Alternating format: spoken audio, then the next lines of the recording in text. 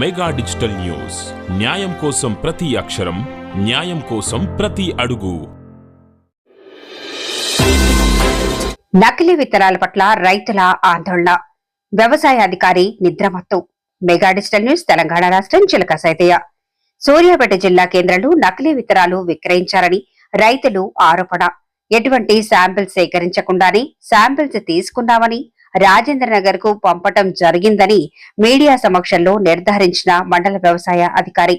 నకిలీ విత్తనాలు కావని, ప్రభుత్వ అనుమతి ఉందని స్పష్టం చేసిన ఏవో, విత్తనాల కంపెనీకి మద్దతు పలికిన ఏవో, శాంపిల్స్ సేకరించకుండానే శాంపిల్స్ కి పంపించడం జరిగిందని తప్పుడు సమాచారం ఇచ్చిన ఏవో, మీడియా ప్రతినిధులు ముందుగానే పసిగట్టి మీరు ఎక్కడా కూడా శాంపిల్స్ సేకరించలేదు కదా అని అడగా వెంటనే తేరుకొని ఇప్పుడు తీసుకోవటం జరుగుతుందని చెప్పుకొచ్చిన అధికారి తీరుకు అయోమయానికి గురైన అక్కడ ఉన్న పలువురు రైతులు.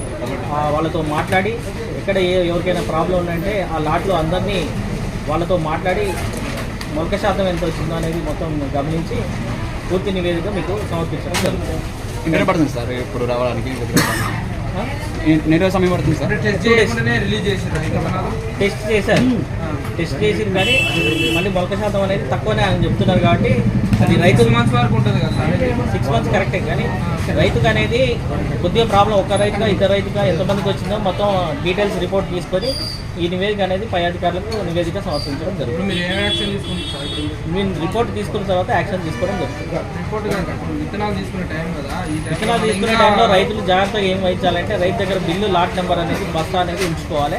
ఉంచుకున్న తర్వాత ఏదైనా మొలక శాతం రాలేదంటే వెంటనే డీలర్ దగ్గర కానీ కంపెనీ దగ్గర కానీ వెళ్ళి సంప్రదిస్తే వాటి ప్రాబ్లం తీసుకొని రీప్లేస్మెంట్ చేయడం కానీ ఏదైనా రైతుకి న్యాయం చేకూర్చే విధంగా చేస్తాం.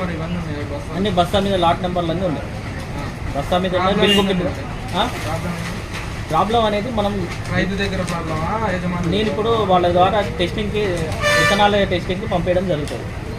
రాజేంద్ర నగర్కి టెస్టింగ్కి పంపించడం. ఇప్పుడు 400 బస్తాలు వీళ్ళు తెచ్చారు. ఆ లాట్లో 106 బస్తాలు ఉన్నాయి.